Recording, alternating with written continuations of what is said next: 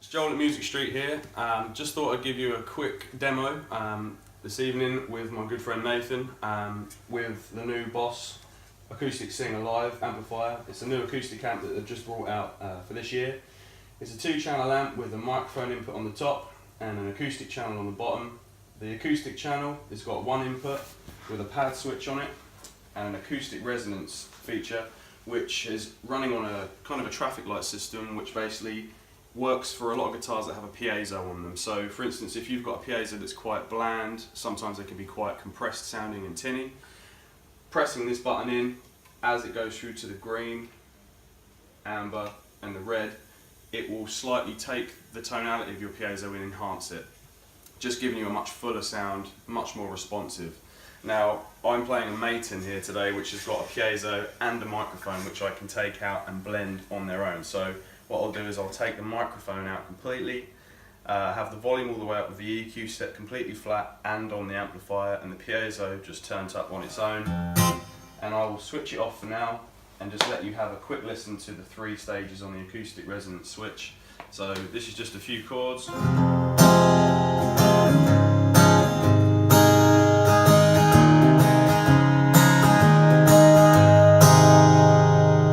Press the button once more.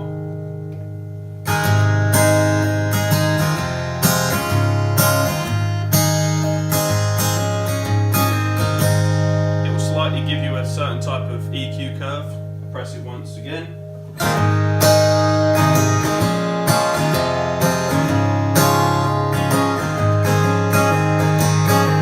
Slightly a bit more kind of mid-range to it, which is a nice thing. And then the last one.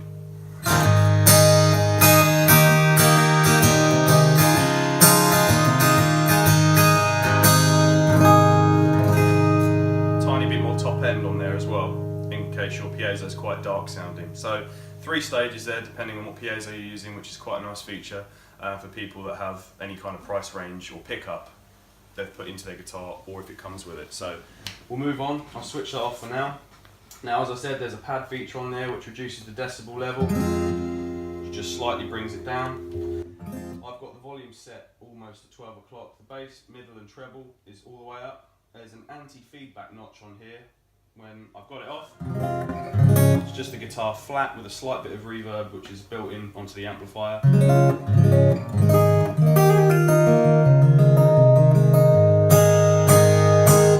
as I bring it in, when I get to 12 o'clock it slightly notches out the bottom end. So if you've got a pickup without a sound hole or anything like that, just taking that into account will notch out quite a few frequencies that you might not want once you get up to gigging volumes, which is obviously a really nice feature. Even if you're really close, as you can see, I'm quite close to the guitar. The guitar's quite close to the amplifier this evening, and I've had no problems even when we've been kind of having a quick play through this before we started filming. So I'll take that off because you guys won't really get to feel it or notice the difference unless you're in the room.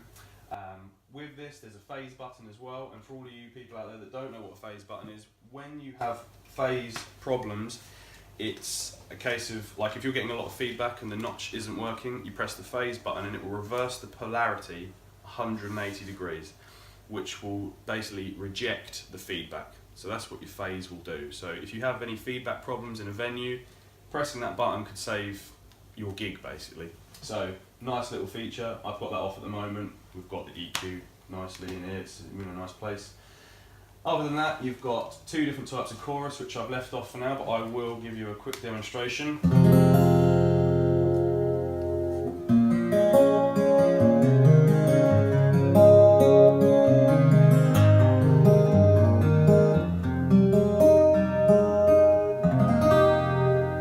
On to type 2.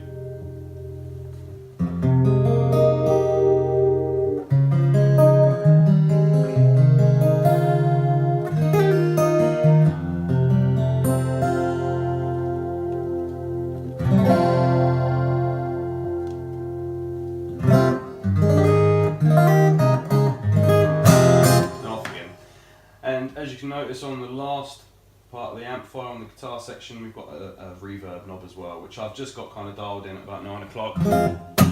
It's a nice reverb, it's not too heavy, it doesn't tread on the note, which is a nice thing that quite a few amplifiers tend to do. Obviously you can go swimming if you do dial it in.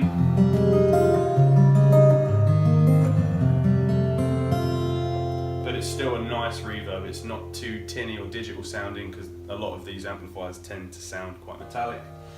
So I'll pull that down back to 9 o'clock. Now, the new feature with the Acoustic Singer, there is a loop station on, which we won't be demonstrating for now, but I've used it to demonstrate in the store and it's been really good. Like, it's no different from using an RC2 or the RC1. You've got a record setting, play and an overdub, which is foot switchable as well. So you basically kind of got the RC1 built in, which is a nice feature. And then there's a stop and a hold down to clear your preset if you've got a loop going as well. The last feature they've built in onto this amplifier is a tweeter attenuation, which is a really nice feature, which I've been using a lot of.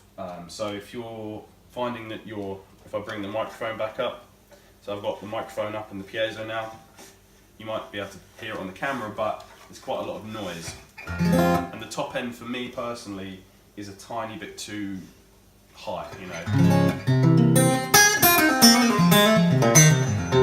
Just having that tweeter attenuation on just slightly takes that top shelf off, which is lovely.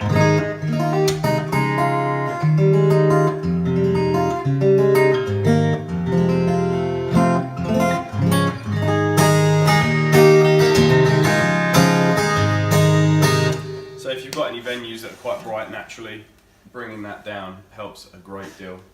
Now on to the second channel, which is the channel Nathan will be singing on. There's a microphone input, which is as standard with a pad switch as well. This also has phantom power built in, 48 volts. So if you're using a condenser mic, for instance, and you want to put some vocals through it that way to capture the room's ambience without using the reverb on board, you can do that. This also has the volume and a 3-band EQ, bass, middle and treble. I've knocked a bit of bass off purely because Nathan's vocal range is quite powerful and he's got quite a low range to start with, so I've brought that a little bit down.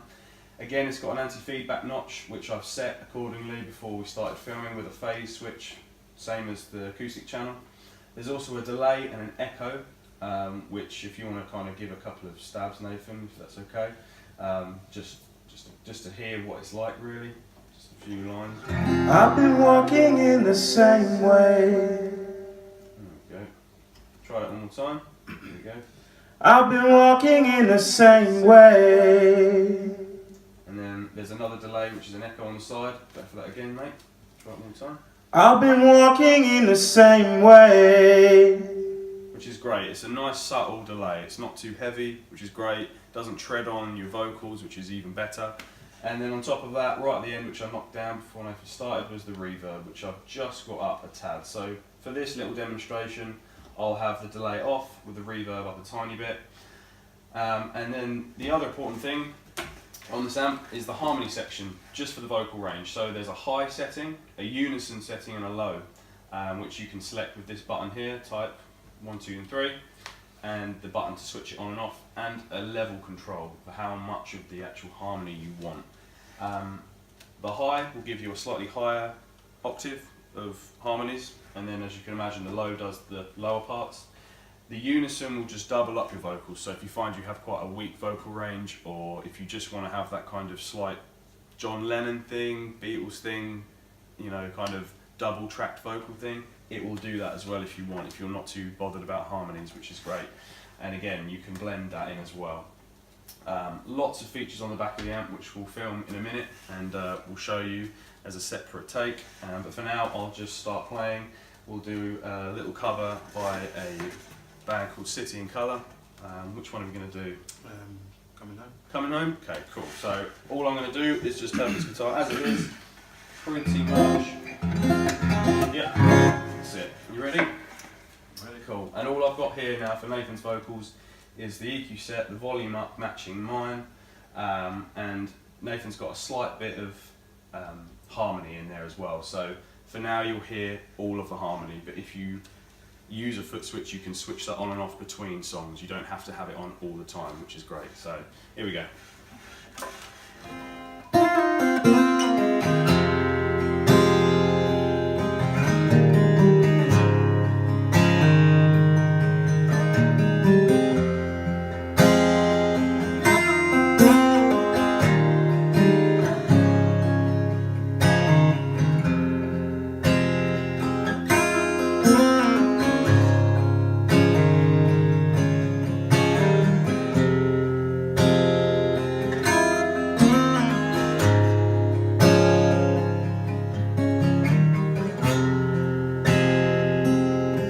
been down to Georgia, and I've seen the streets in the west. I've driven down to 90. Hell, I've seen America's best. And I've been through the Rockies. Hell, I've seen Saskatoon. I've driven down the Highway 1, hoping that I'd see you soon. But I'm coming home, coming home, coming home.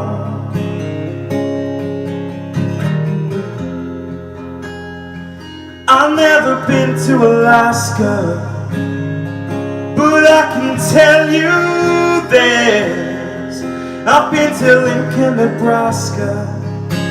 Hell, you know it ain't worth it. I've been through Nova Scotia, Sydney to Halifax, but I'll never take any pictures. To know that I'll just be right back. But I'm coming home, coming home, coming home.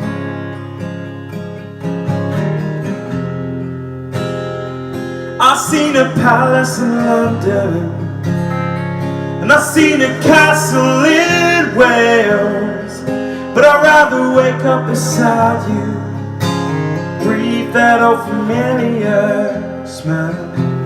And I never thought you could leave me, and I figured I was the one. But I understand your sadness, so I guess I should just hold my tongue.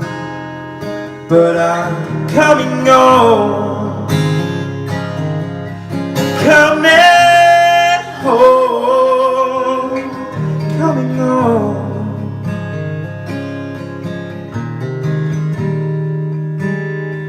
I know that we're taking chances. You told me life was a risk. I have just one last question.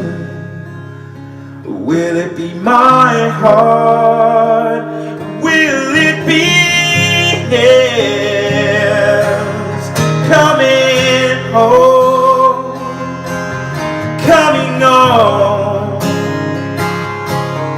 coming home, coming home. And I don't know about my dream, and I don't know about my dreaming anymore. All that I know is I'm falling, falling, falling. And I'm falling, falling, falling.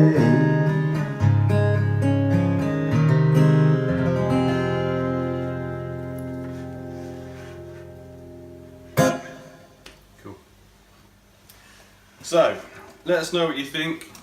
Another feature that we haven't demoed in the amplifier here is the fact that with the harmony section, as you play your instrument, it will track the harmony as well, whether you're in major or minor, which is a lovely feature on all the high, well, both the high and the low. The unison obviously doesn't count, so hope you enjoyed that. Hope it comes across nicely as well. Let us know if you like the video, give us a subscribe as well, and yeah, I hope you like it, and I'll speak to you soon. Cheers guys, bye bye.